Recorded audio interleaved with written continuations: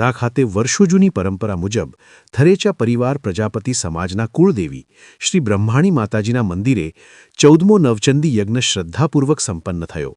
ચૈત્ર સુદ 9ને ગુરુવારના રોજ યોજાયેલા આ ધાર્મિક મહોત્સવમાં બહાર વસતા સમાજના ભાઈઓ પોતાના ધંધા રોજગાર બંધ રાખી મોટી સંખ્યામાં જોડાયા હતા અને આ વર્ષે યજ્ઞનું યજમાનપદ લાલજીભાઈ નાનજીભાઈ દિયોદર અને રૂપશીભાઈ મગનભાઈ બરફવાળાએ ગ્રહણ કર્યું હતું. તેમજ શાસ્ત્રી જોશી નરેશકુમાર ઉર્ફે લાલાભાઈ ભૂદરભાઈ દ્વારા શાસ્ત્રોક્ત મંત્રોચ્ચાર સાથે હવનકુંડીમાં આહુતિઓ આપી યજ્ઞ પરિપૂર્ણ કરાયો હતો અને છેલ્લા 14 વર્ષથી ચિઠ્ઠી દ્વારા યજમાન પસંદ કરવાની અનોખી પરંપરા મુજબ આ વર્ષે પણ ઉત્સાહભેર આયોજન થયું હતું.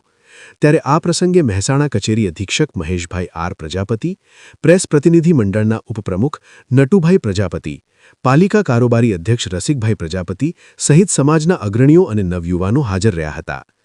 કાર્યક્રમને સફળ બનાવવા રાજુભાઈ પ્રજાપતિ, પ્રવીણભાઈ શિક્ષક, કેશુબાપા અને શંભુભાઈ સહિતના કાર્યકરોએ ભારે જહેમત ઉઠાવી હતી.